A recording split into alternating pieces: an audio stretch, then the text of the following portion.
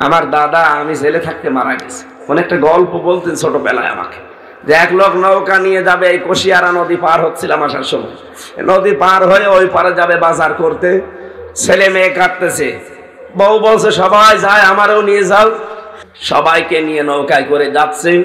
পথিমধ্যে ঝড় ওঠার কারণে নৌকা গেছে ডুবে, বউ গেছে কোথায় শাড়ি কাপড় পেঁচিয়ে মরি, ছেলে মেয়ে দুটো ভেসে গেছে, ওর নৌকাও গেছে ডুবে। ও বহু কষ্ট করে ডাঙ্গা এসে হাঁপাচ্ছে। লোকজন জিজ্ঞাসা করছে ভাই কি হয়েছে, যে এই অবস্থা।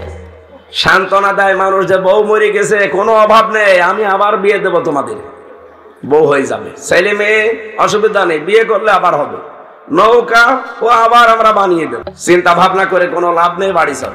লোকটা বলছে আমার বউ মারা গেছে আমি ভাবতেছি না, আমার ছেলে মেয়ে মারা গেছে তাও ভাবতেছি না, নৌকা ডুবে গেল তাও ভাবতেছি না, ভাবতেছি আমার হইল কি, আমার কি হইল। আমার তো মনে হচ্ছে ঠিক এই 54 বছর পর ইসলামের উত্থান দেখে অনেক মুনাফিক এখন ভাবতেছে যে হচ্ছেটা কি।